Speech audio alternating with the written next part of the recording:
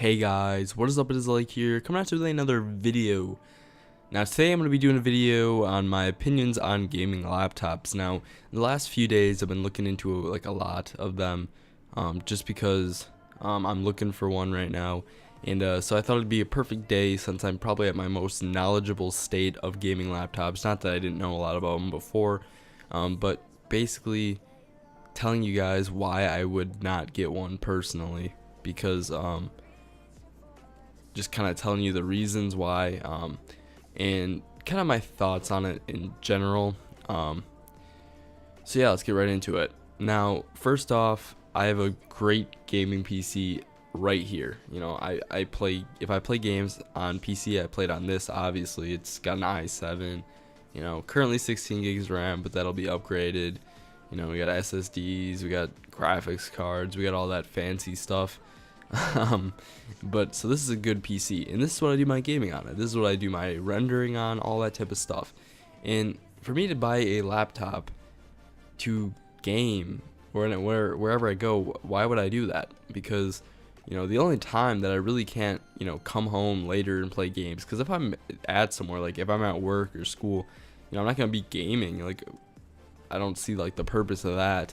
But like a lot of people are like, oh well, when you're on vacation you can play games and stuff. But like, if I'm on like vacation or something, why would I want to be playing like games? Like, I mean, yes, you know, it'd be kind of cool.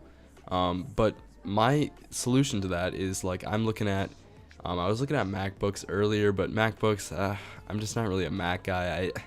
I can't really force myself to pay $1,300 for a subpar, you know, machine. You know, it's only an i5 with 8 gigs of RAM and a 128 gigabyte SSD, and that's like extremely low powered. Even if you're a Mac fan, you can't deny that it's just completely underpowered.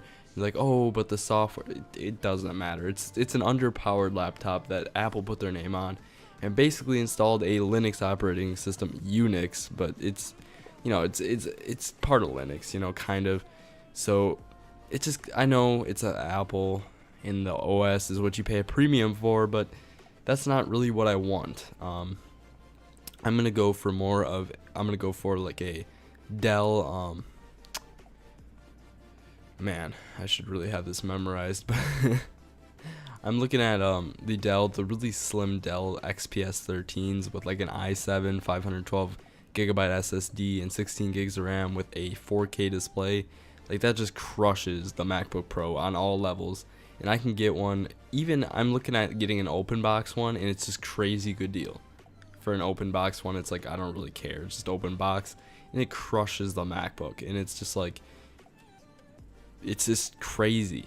But kind of my purpose here for gaming laptops is I would rather get an Ultrabook over a gaming laptop, because I have my gaming PC at home.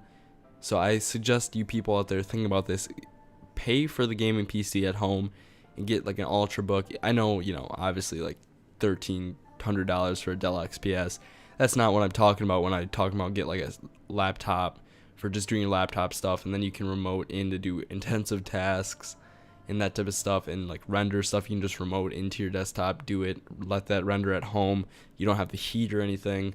And yeah, so I mean, if you get a MacBook, even if you get a MacBook, say you want a MacBook, okay, you get the new MacBook Air. I know it's the lowest end one, but if you sell the Beats that you get with it, you get like Beats for education deal, it's $850, and then you sell the Beats, you can get a MacBook Air for $650 practically.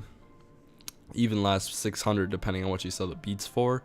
And then you can use NVIDIA, the actual NVIDIA, I think it's like a streaming service where they stream your games with like no latency. It's great. You can play that, and you already saved a ton of money. And just kind of my thoughts are, if you're gonna get a laptop, get a thin something that you can carry around. You know, you get the main rig at home. You play games at home. You know, you chill out at home. You bring your laptop to do the tasks you need to, like video editing, that type of stuff, on the go. You know, doesn't need to be very fast or powerful. Just kind of, you know, fun, something that helps you be productive on the go. Good battery life, that stuff. So my kind of approach to it is, if I get a laptop, I want something that's thin, has a lot of battery power, it can run for a long time on battery power, has an amazing display, and I know that's possible. Like the Razer Blade Stealth, that's not really a gaming laptop. I mean, that's what it's marketed as, but it doesn't even have a built-in GPU. It's just integrated Intel graphics, which is kind of sad. You know, it looks cool. It's marketed as gaming, but it isn't gaming. So even that's a really good like gig. If you're gonna go for a gaming laptop, at least get something like that, where it's something slim. You know, I was looking at Alienwares and stuff like that, and they're like this thick. You know, that's not what I want a laptop for. You know, my personal opinion is I want something slim. Go out, you know, like I said. So that's kind of my thoughts on gaming laptops. I don't think you should really get one.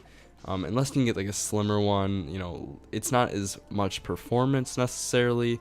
But you know, in the case of an Ultrabook, an XPS with an i7, 512 gig SSD, 16 gigs of RAM, that's everything you possibly would need in a laptop. You know, it's not the best for gaming. But do you really need to game on the go? I mean, I know you can build, you know, home rig and all that stuff, and say here's the one situation. I actually had a friend that had to deal with this. The one situation where you should buy a gaming laptop. The one situation. So this is my one situation. Because you know, usually I just tell you build a great PC, get a cheaper laptop for on the go.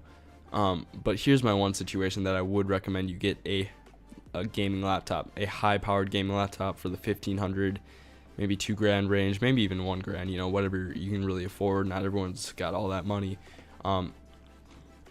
Is his parents were divorced, so he had to bring his setup from house to house, and he couldn't lug around a desktop PC. Like, that's not gonna happen. So it's at school, he'd have it in his backpack.